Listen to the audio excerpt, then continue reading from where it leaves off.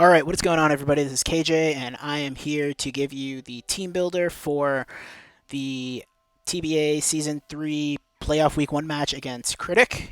Critic's a good buddy of mine. Very good player. He's the 3 seed in the Unova region, so as the 6 seed in the Gala region, we're playing him. He has a team of Tapu Bulu, Cinderace, Uxie, Empoleon, Toxicroak, Rotom Frost, Mega Sableye, Zapdos, Dragapult, Smeargle, and Torterra. And just want to note that he is 5-4 plus 8 on the season. So the Unova region or division was a very, very tight division. A lot of the coaches there actually did finish 5-4, but it was a lot of just they beat up on each other, and it was pretty crazy, as opposed to in Galar where most of the spots were sort of set in stone by like week 8. So yeah.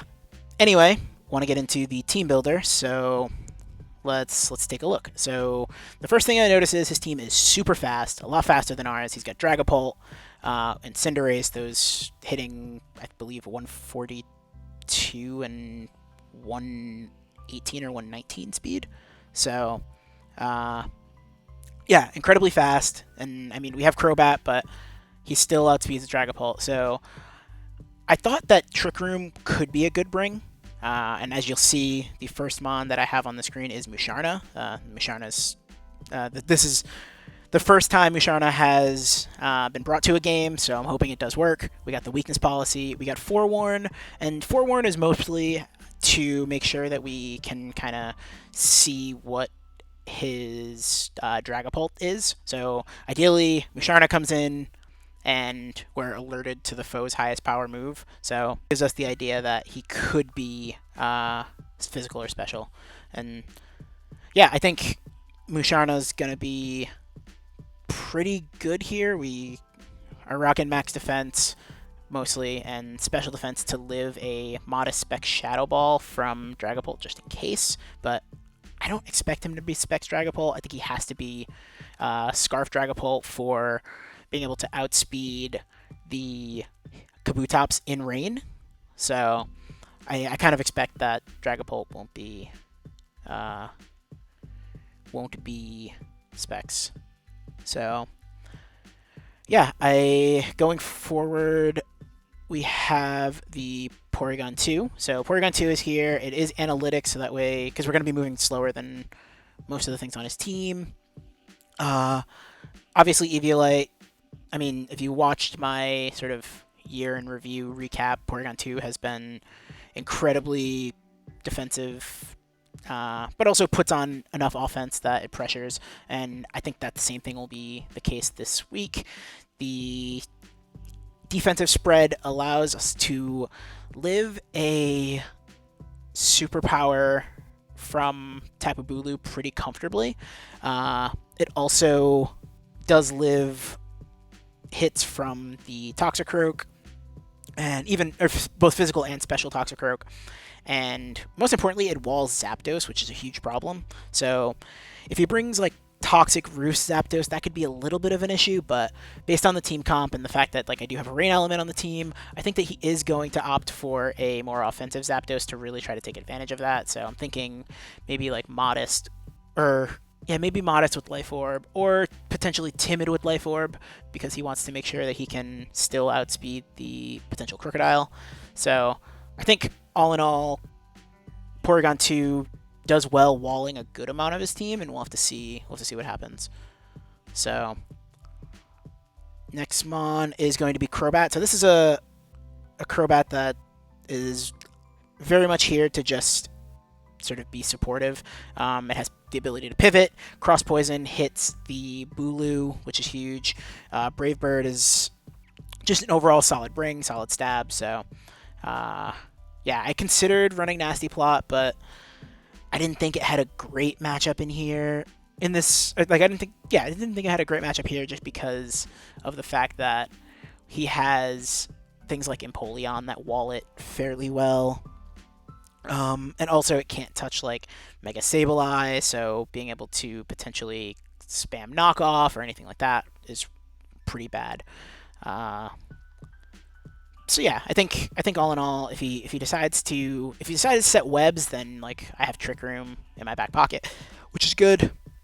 And if he decides that he's going to try to get rocks up, then or like I don't know if Toxic is T spikes. I'll need to look that up before the game. But yeah, I think all in all, I'm pretty happy with the Crobat. I think we still outspeed the Cinderace, so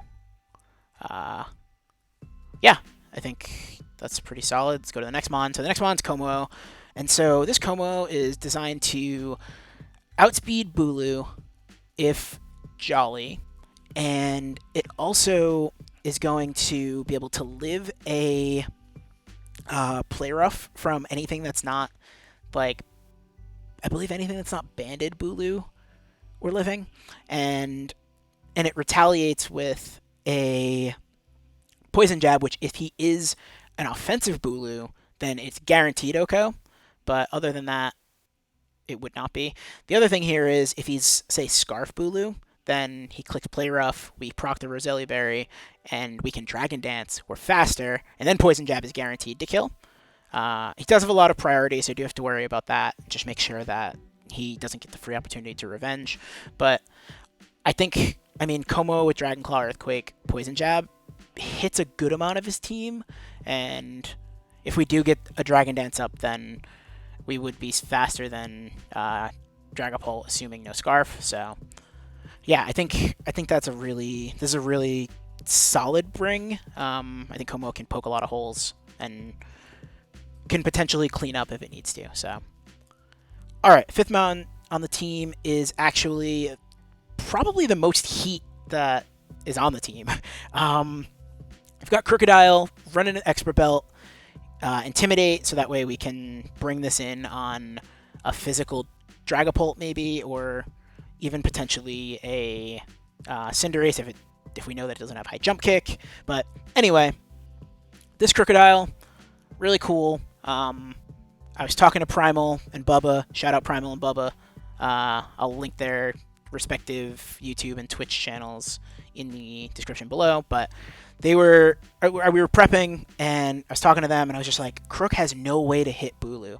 And they were like, what about Sludge Bomb? So I started running the calcs, and at first I thought, wow, maybe I can go like a mixed set and just hit really hard. But I actually decided that the way that everything, and I want to opt for sorry about that, but the way that the calcs were going with Expert Belt for Sludge Bomb, even with a max, he would have to basically have max HP investment, max special, or a good amount of special defense investment to ensure that this isn't a 2-hit KO. So Sludge Bomb from Crook feels like the move. This is kind of wild. I know it's crazy, but hey, it's the playoffs. Got to do something. So got to do something crazy. But yeah, high horsepower to make sure that we can hit the things that are ground weak outside of, while ignoring the grassy terrain. Knockoff, obviously, for stab, and it just hits things hard. And also bulk up. If we get rid of the Bulu early, and then Crook can like force some switches and click bulk up, then that would be even better, because now we're resisting things and we can go ahead and just push buttons. If he is physical Dragapult, then Crook handles that very well. If he's special Dragapult, then I need to basically scout for things like Surf or Hydro Pump. But yeah, all in all, I do really like this matchup that Crook had. I also thought about a Scarf Moxie variant, but I felt like the Intimidate was really important here, so I wanted to make sure I got that.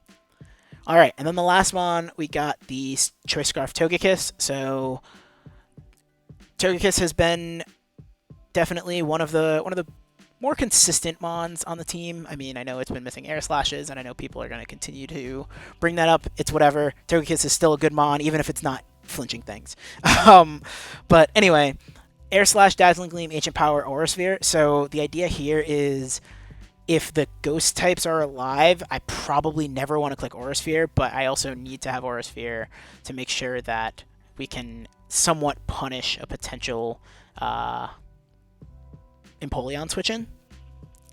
And so I think Empoleon is a very interesting mod because if you look, like, it does get Defiant, so it does have the ability to switch in on like a Crook Intimidate, but I think having Togekiss have a way to potentially deal with that, I think if he's like max special defense, I think we're doing like 30 to 40 or something like that, like somewhere in that range, like 31 to 37 or something along those lines.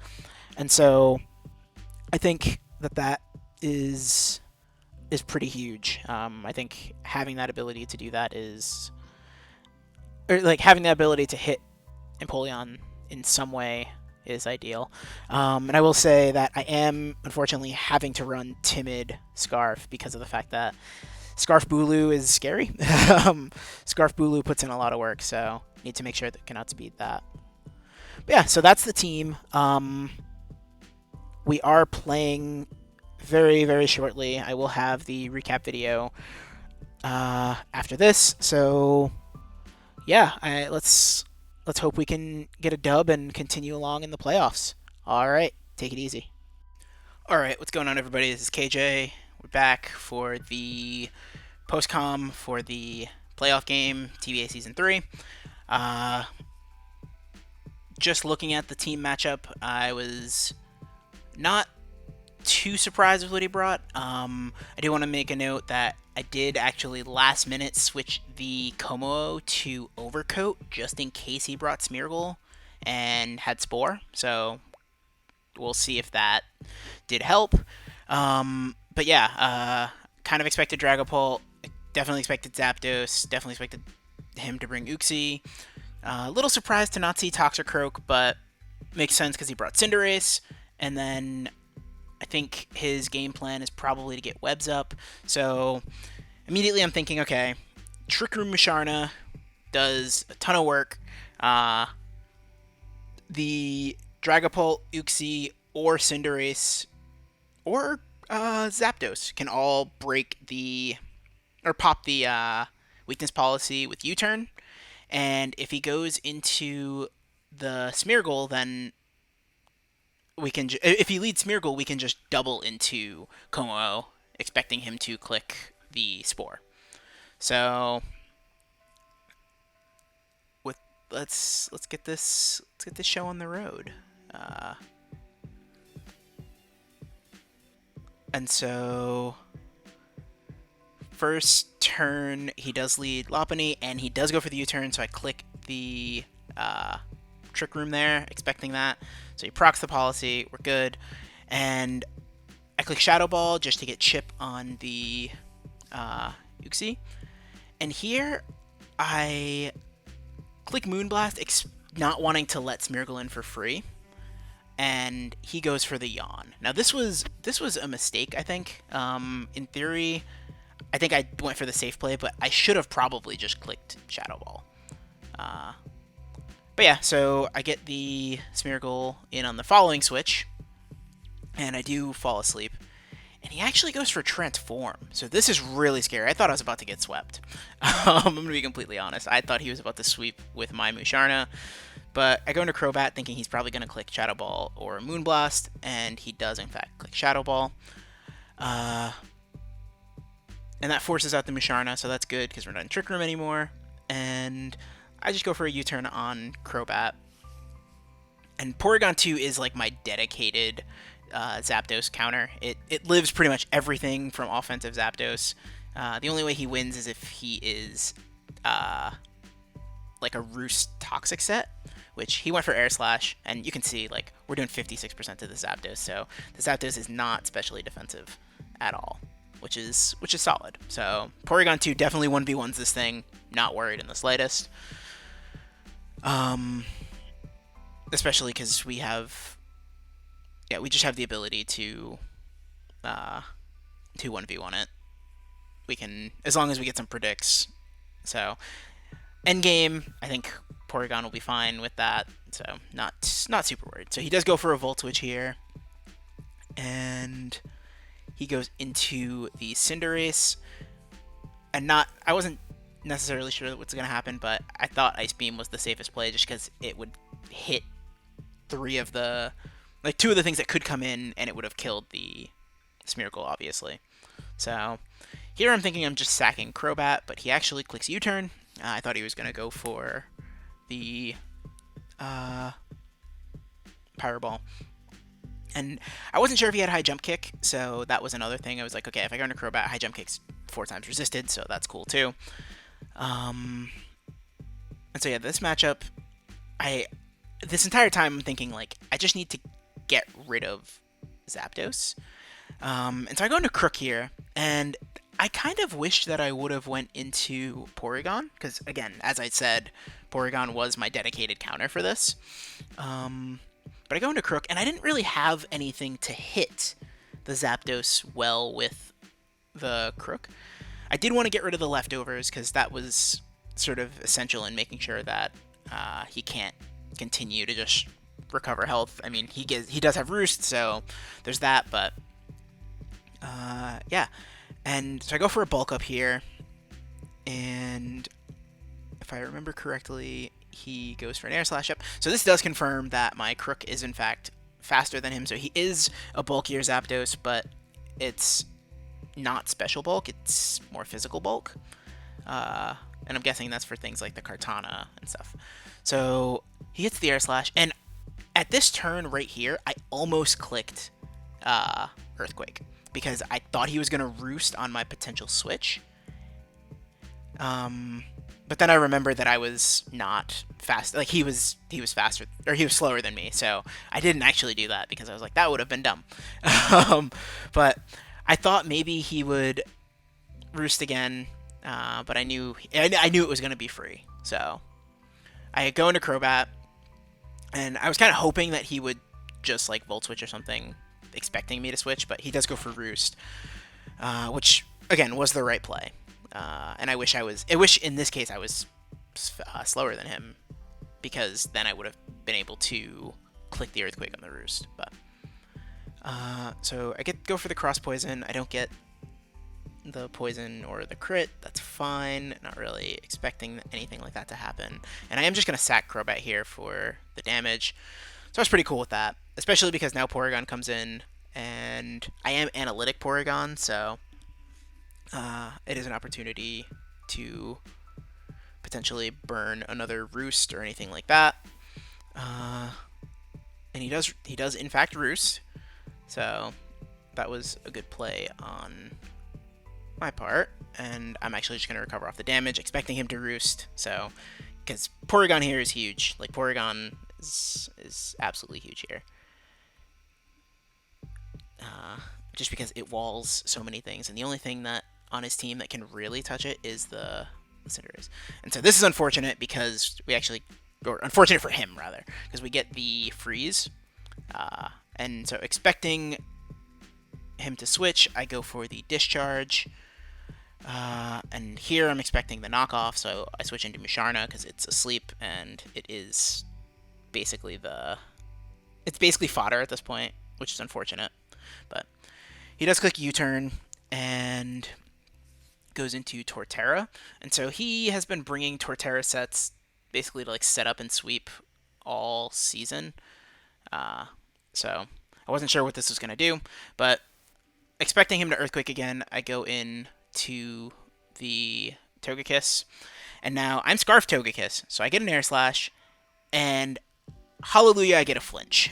That's crazy. So, and then we get another Air Slash hit, and unfortunately, it doesn't flinch, and so he gets the Heavy Slam, and then this last Air Slash misses, and so this was one of the turning points of the game, I think, because he gets to kill the Togekiss, and the biggest thing is that he now has this Torterra as a sack in the back, and that is absolutely huge. So, yeah, I mean, that was definitely one of the turning points of the game, one of the biggest moments of the game. And so he switches Dragapult in on Como, and I go for the Dragon Dance. And so I wasn't sure what the Dragapult set was, so I go into Musharna to potentially sack it, and I do find out that he is in fact physical. And he sent his sets afterwards, and in hindsight, I should have Dragon Dance. I should have attacked, rather, because I was faster. He was an adamant, or he was not max speed. I don't think he was adamant, but he was not max speed. So I would have outsped, and he was not Scarf either. He was banded. So, yeah. And so this is the moment where if Torterra was gone, he would have had to either switch in Uxie or Smeargle to this Porygon, and then that sack is huge. So at this point, I felt like my back was against the wall. I do sack the Crocodile here, expecting, yeah, basically sacking the Crocodile. That was kind of the plan. I know that I do end up dying. No, I kill the. That's right. I kill the Smeargle. Sorry. So I kill the Smeargle, and then he comes in and revenges the Crook because his Cinderace is obviously faster. So at this point, it's 3v4, but Zapdos is frozen, and Uxie is pretty much gone. The one thing that I was hoping was that if he got the Yawn here, which he did, that he would just give this thing to me. And he did, but unfortunately he had enough bulk to live the Dragon Claw, and he knocked off the Roselli Berry, which was unfortunate. And so now Como is asleep. And I think, again, in hindsight, if I had Togekiss here, like, Togekiss resists that, it would have been, it would have been a situation. It would have been a much better situation. But this Dragon Darts is when I learned that he is, in fact, banded because of the damage output. I go ahead and just recover this back because I need this to be able to live a high jump kick from Cinderace. But at this point, I know that the only way I'm going to win this game is for me to wake up on this turn or for him to miss a high jump kick. So high jump kick counters 2, no misses. And of course, I don't wake up. So I say GG there. He hits 3 high jump kicks against the Como. So that was the first thing. And I missed the Air Slash. There's high jump kick number 4. I recover that damage off because he just can't really do much. And he does the right thing here by going into Zapdos to sack it because now he gets the opportunity to revenge and bring in the Uxie after I kill the Zapdos. So I knew as soon as I lost my Eviolite here that it was game over. Unless he started missing high jump kicks. So I do go for the discharge there and do get the kill there. So he hits his 5th high jump kick, and I recover the damage off because he's still only doing in the 60s. And then he hits his 6th high jump kick, and then he hits his 7th high jump kick. So I missed an Air Slash. He hit 7 high jump kicks. The freeze hacks was unfortunate on his part, but I think the 7 high jump kicks and the Air Slash definitely lost us the game. Again, I'm not going to take anything from Critic. He prepped well, played a very good game. I think it was a great game all around. I do wish that the RNG was a little less of a factor, because I do think with the fact that he was banded Dragapult and Scarf Cinderace, so if I have Togekiss and he doesn't have the sack for whatchamacallit, then for Cinderace or for Torterra, then he has to end up bringing Cinderace in to try to revenge the Togekiss. But at that point, I still had Musharna and Crook to sack, so I think I would have just sacked Musharna off there. He would have U-turned most likely, gone into something, and then I would have had the momentum because I would have brought something else out. So I don't know. Again, I don't want to harp on it. hindsight's 2020. Like whatever, it happens. Hacks is a thing, but this has been a very very unfortunate TBA season in terms of hacks, which is funny because I drafted the Serene Grace core, but I don't know. Can't complain. Made a hell of a run to make the playoffs. And yeah, so again, I do appreciate everyone that has joined us for this season three of TBA. Uh, I'm going to be potentially joining a Wi-Fi league or starting a Wi-Fi league. Not sure yet. Trying to figure out the specifics, but I will give the heads up in future videos. But if I do that, I'll probably record that, and I don't know what I'll be doing in terms of other draft league content. If I am recording a Wi-Fi league, then that probably means that I might not record TBA for season 4. I'm not sure. I know I will continue to be recording ISL, as that is a league that is actually mine. So yeah, but again, congrats to Critic. Played a great game, and good luck in your next game. I'm drawing a blank as to who he's playing, but yeah. So I'm gonna get out of here. I really appreciate it, and again, thanks for the support, everybody. All right, peace.